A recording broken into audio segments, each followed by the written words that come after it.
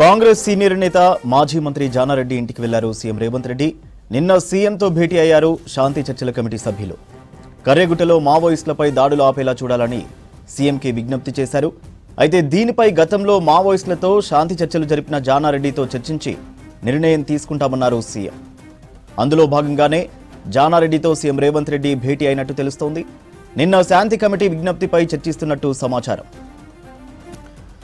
Congress senior నేత మాజీ మంత్రి జానారెడ్డి ఇంటికి వెళ్లారు సీఎం రేవంత్ రెడ్డి. నిన్న సీఎంతో భేటీ అయ్యారు శాంతి చర్చల కమిటీ సభ్యులు. కర్రెగుట్టలో మావోయిస్టులపై దాడులు ఆపేలా చూడాలని సీఎంకి విజ్ఞప్తి చేశారు. అయితే దీనిపై గతంలో మావోయిస్టులతో శాంతి చర్చలు జరిపిన జానారెడ్డితో చర్చించి నిర్ణయం తీసుకుంటామన్నారు సీఎం. అందులో భాగంగానే జానారెడ్డితో సీఎం రేవంత్ రెడ్డి భేటీ అయినట్టు తెలుస్తోంది.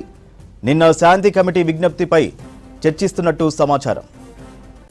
కాంగ్రెస్ సీనియర్ నేత మాజీ మంత్రి జానారెడ్డి ఇంటికి వెళ్లారు సీఎం రేవంత్ రెడ్డి. నిన్న సీఎంతో భేటీ అయ్యారు శాంతి చర్చల కమిటీ సభ్యులు.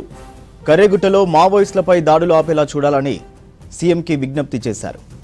అయితే దీనిపై గతంలో మావోయిస్టులతో శాంతి చర్చలు జరిపిన జానారెడ్డితో చర్చించి నిర్ణయం తీసుకుంటామన్నారు సీఎం. అందులో భాగంగానే జానారెడ్డితో సీఎం రేవంత్ రెడ్డి భేటీ అయినట్టు తెలుస్తోంది. నిన్న శాంతి కమిటీ విజ్ఞప్తిపై చర్చిస్తున్నట్టు సమాచారం. జానారెడ్డితో సీఎం రేవంత్ రెడ్డి భేటీపై మరిన్ని డీటెయిల్స్ యాదగిరి లైవ్ లో అందిస్తారు. యాదగిరి, జానారెడ్డితో రేవంత్ భేటీకి సంబంధించి అప్డేట్స్ ఏంటి?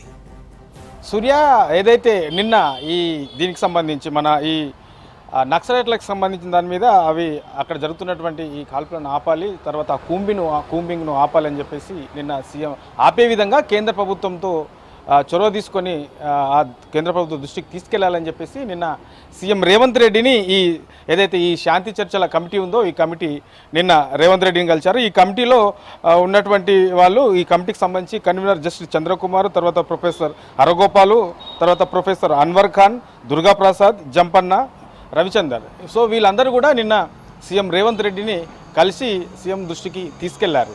అయితే సీఎం ఈ విషయంలో సానుకూలంగానే స్పందించారు.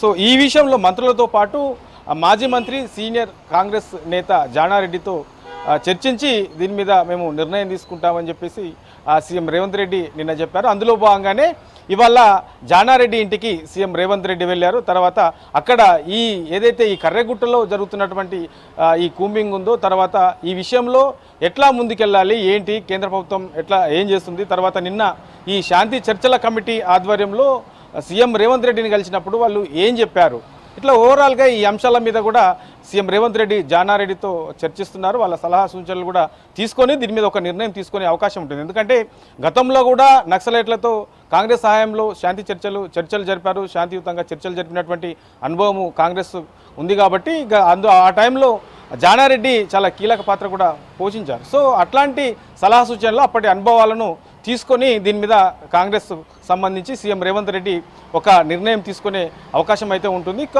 వారం రోజుల నుంచి కూడా అక్కడ పెద్ద ఎత్తున ఒక యుద్ధంలా అక్కడ ఈ కూంబింగ్ అనేది కొనసాగుతున్నది. దాదాపు 10 నుంచి 17,000 మంది కేంద్ర బలగాలతో అక్కడ కూంబింగ్ చేస్తూ ఉన్నారు. కాబట్టి దీని విషయంలో చొరవ తీసుకోవాలి, కేంద్ర ప్రభుత్వ దృష్టికి తీసుకెళ్లాలని చెప్పేసి సీఎం రేవంత్ రెడ్డిని అడిగిన నేపథ్యంలో ఇవాళ జరుగుతున్నటువంటి ఈ సమావేశంలో ఈ అంశం మీదనే ప్రధానంగా ఏదైతే ఈ నక్సలైట్లకు సంబంధించి ఈ కర్రెగుట్టకు సంబంధించినటువంటి అంశం మీదనే ప్రధానంగా చర్చించే అవకాశం అయితే ఉంటుంది. ఇక జానారెడ్డితో భేటీ అయిన తర్వాత అక్కడ ఏం చర్చలు జరిపారు, తర్వాత కాంగ్రెస్ ప్రభుత్వం ఎట్లా ముందుకెళ్లే అవకాశం ఉంటుంది.